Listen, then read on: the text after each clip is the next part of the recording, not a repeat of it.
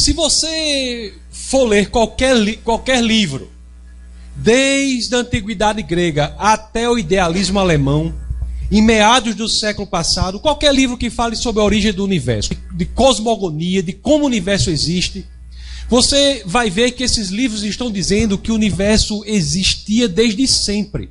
Se você olhar, por exemplo, a hipótese grega de criação do universo, a cosmogonia grega, ela diz que Demiurgo era um deus que chegou e moldou o universo com base em algumas formas perfeitas. Mas ele moldou o universo a partir de uma matéria que existia desde sempre. Então sempre há visões de criação do mundo, de existência do universo, como ou criado a partir de algo que existe desde sempre, ou ele mesmo existindo desde sempre. Isso está na ciência, no pensamento, na história intelectual, por pelo menos 33 séculos. Eu estou falando qualquer livro. Qualquer livro que você pegar, desde a antiguidade grega até meados do século passado, até o idealismo alemão. Ocorre que havia só um grupo de livros que trazia uma tese completamente louca. Uma tese tresloucada. Uma tese que era humilhada. A tese de que as coisas e o universo e tudo que existe haviam sido criados a partir do nada. Estou falando aqui dos 5 livros de Moisés, o que os judeus chamam de Torá e nós cristãos, eu sou cristão, chamo de Pentateuco. Esses livros de Moisés traziam uma tese que era considerada louca, a de que tudo tinha vindo à existência a partir do nada, mas é nada mesmo. Então essa teoria de criação do tudo a partir do nada, que é chamada Creatio ex nihilo, é algo que estava nos 5 livros da Bíblia, e a ciência, a história intelectual simplesmente atacava isso. Dizia que o universo havia existido desde sempre. Ocorre que não foram os teólogos, não foram os religiosos, os padres, os pastores que forçaram a mudança desse entendimento, mas foi a própria ciência contra a vontade do cientista. Se você pegar algumas descobertas científicas recentes, notadamente a da segunda lei da termodinâmica, a do universo de expansão com o telescópio Hubble, o da galáxias sementes, radiação de fundo, teoria da relatividade. Se você falar até mesmo na química, a existência de urânio radioativo na Terra é uma prova de que houve uma origem, porque se o universo tivesse sido eterno, ele já teria tido tempo suficiente para decair até o chumbo. Então a ciência, através de evidências que não são as evidências nem religiosas, nem ateístas, nem nada, são simplesmente fatos científicos, forçaram o cientista a mudar o seu entendimento. A partir de agora, o cientista teve que dizer que, com base nessas descobertas científicas, sobre as quais eu falarei com mais pormenorização, com mais detalhe amanhã, essas descobertas forçaram o cientista a dizer que o universo teve sim uma origem. Ou seja, a ciência, por meio das evidências, se dobrou ao que os livros de Moisés estavam dizendo. Agora, ocorre que, quando a ciência diz que o universo teve uma origem, uma pergunta passa a existir que não existia antes. Se o universo agora teve uma origem, foi criado, a pergunta aparece: quem foi o Criador? Então, há necessidade de um Criador, há necessidade de uma causa para tudo que nós vemos, é uma necessidade genuinamente intelectual, uma necessidade científica. E se você pensar sobre essa causa, você vai ver que essa causa tem características que são idênticas às características do Deus cristão. Se você for ver o que diz a ciência diz que juntamente com o universo foram criados o espaço, a matéria e o tempo. Se o espaço, a matéria e o tempo foram criados juntamente com o universo, é porque essa causa é não espacial, imaterial e atemporal. Então, se a ciência diz que juntamente com o universo foram criados a matéria, o espaço e o tempo, é porque a causa tem essa característica da atemporalidade, da imaterialidade e da não espacialidade. São características do Deus que nós chamamos. Se você for ver o que a ciência diz que as leis da física foram criadas, as leis da natureza foram criadas com o próprio universo. Isso é dizer o quê? Que o ato de criação não foi um ato natural. Foi um ato de decisão e, portanto, de uma causa que tem características pessoais. Quando você olha para o universo, ou mesmo para a vida, você vai ver uma perfeição impressionante no universo. Uma perfeição impressionante. Para vocês terem uma ideia, há 122 constantes que são conhecidas, que devem ser milimetricamente calculadas, milimetricamente sintonizadas para que a vida seja possível. Por exemplo, nível de oxigênio no ar. Se você tiver mais, você teria combustão espontânea. Se tiver menos, nós não respiraríamos. São constantes que são milimetricamente sintonizadas para que um planeta como a Terra permita a existência de vida. São 122 conhecidas. 122 conhecidas. O astrônomo Hugh Ross calculou que a probabilidade da existência de um planeta como a Terra, com essas 122 características minimamente sintonizadas para permitir a existência da vida, é a probabilidade de uma chance em 10 elevado a 138. É uma chance em 10 com 138 zeros. Isso é tão ínfimo que, de acordo com a matemática, não é de acordo com a religião, é com a matemática, nós temos o princípio de Borel na matemática, que diz que uma chance em elevado a 10 a 50 é probabilidade zero.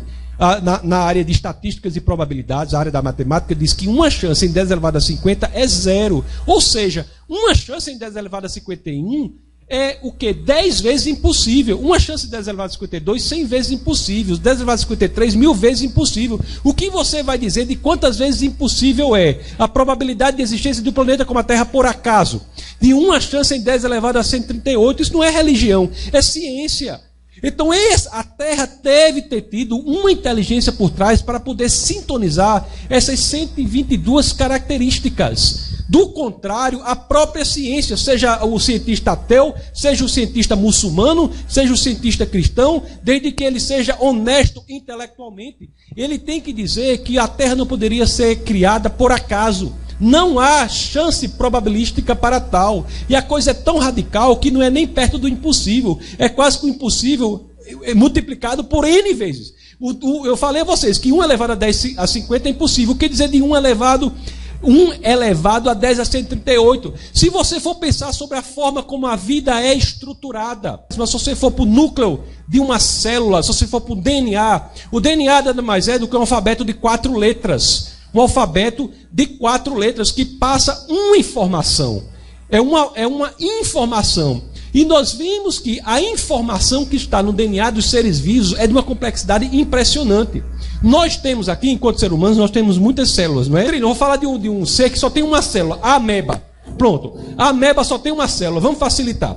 Se você for para analisar a ameba, que é um organismo unicelular, que eu não vou falar de outras características intracelulares, como a possibilidade de duplicação, de RNA. Eu não vou falar nem da área química mais específica, da evolução química, como é que aminoácidos se reúnem teriam se reunido por acaso para formar proteínas. Meus queridos, proteínas são como ferramentas numa caixa de ferramentas. Elas têm formas específicas, que só daquela forma que ela funciona. Não estou falando nem disso. Eu estou falando só do DNA.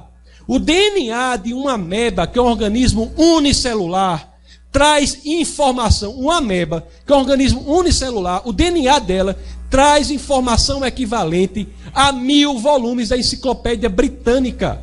Como é que você pode dizer que uma coisa como essa apareceu por acaso? Não é razoável. É por isso que muitos dizem com propriedade que é preciso mais fé para ser ateu do que para ser cristão. É verdade.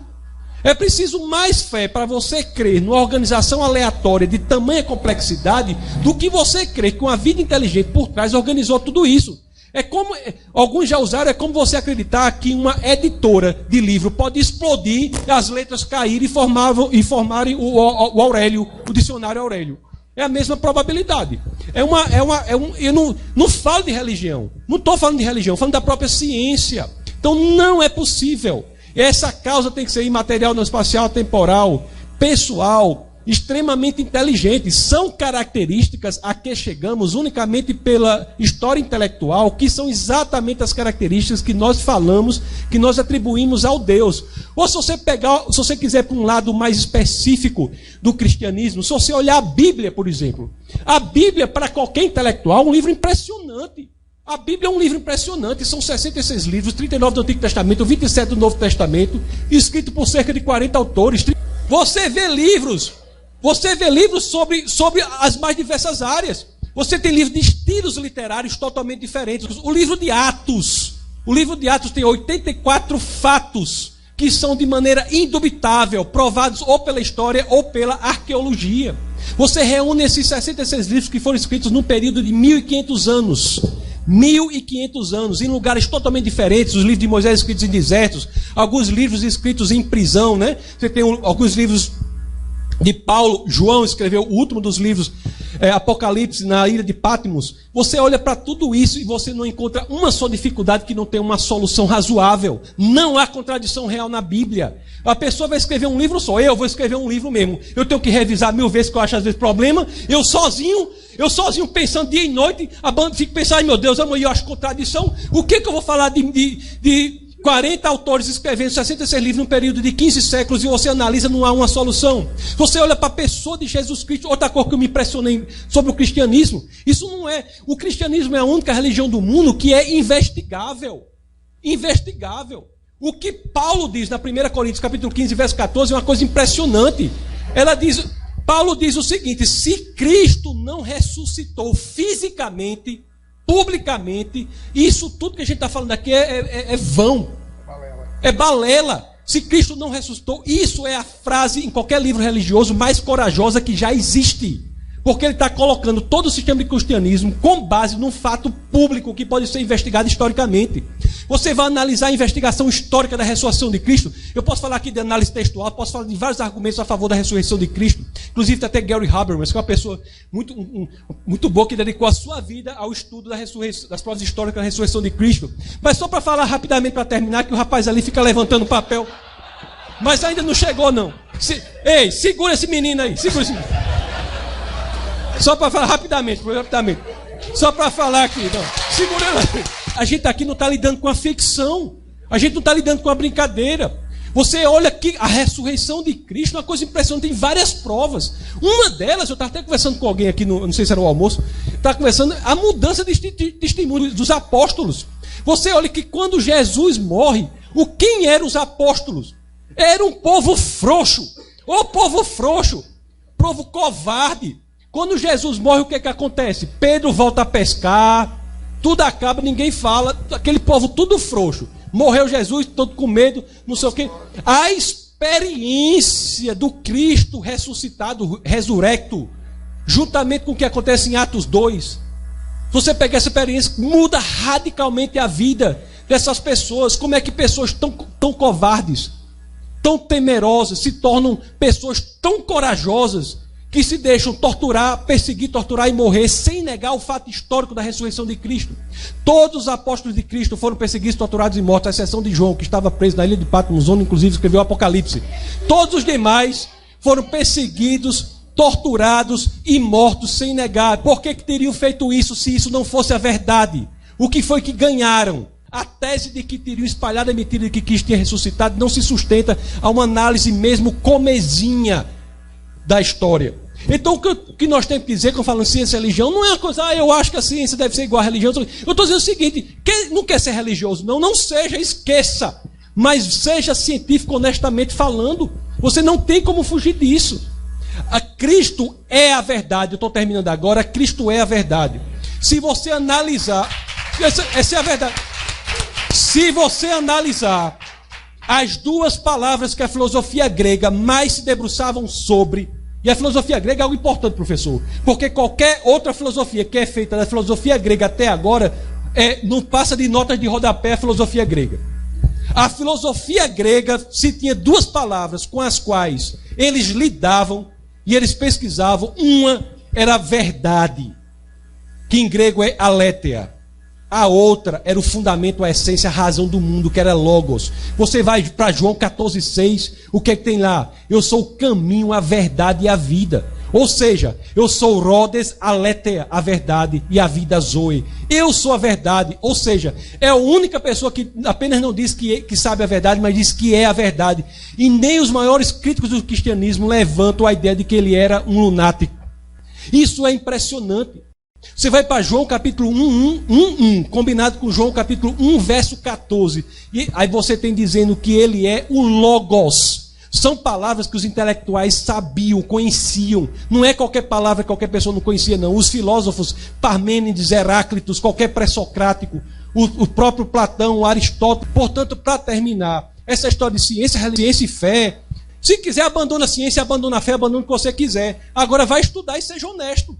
Deixe ser levado para onde as evidências apontam. É como o professor falou, ele é um cético no sentido terminológico da palavra, do grego skeptikos, que é aquele que investiga. Seja razoável, busque abertamente. E não vai dizer que a ciência nunca se misturou com a fé, que foi como eu disse aqui, agora estou terminando mesmo. É como eu falei lá, sempre teve relação de pensamento. Se você quer uma relação mais visceral, nevrálgica, não há entre ciência e fé, pelo simples fato de que a ciência só existe por conta da fé. É a ideia de que esse mundo é inteligível que faz com que a ciência seja possível. Não há nada na ciência, nem na química mais profunda, que um dos maiores químicos do nosso país está aqui. Não é a química, a física, não há nada na ciência que diga que as leis que ele conhece tão bem se repetirão amanhã. É uma aposta para o ateu e uma assunção para o teísta de que o mundo é inteligível porque foi feito por uma pessoa inteligente. Isso é a assunção de qualquer ciência, quer você queira, quer não. O próprio Hume, que era um cético, deixou claro isso quando ele diz: o fato do sol nascer todos os dias não garante que ele nascerá amanhã. A indução é uma aposta para o ateu, é uma irracionalidade para o ateu. Só faz sentido para o cientista teísta que crê em Deus, porque ele entende que o mundo foi feito por alguém, o mundo foi feito de forma inteligível e, portanto, pode ser descoberto pela inteligência, porque ele foi feito por uma mente inteligente por trás de tudo que existe. Muito obrigado.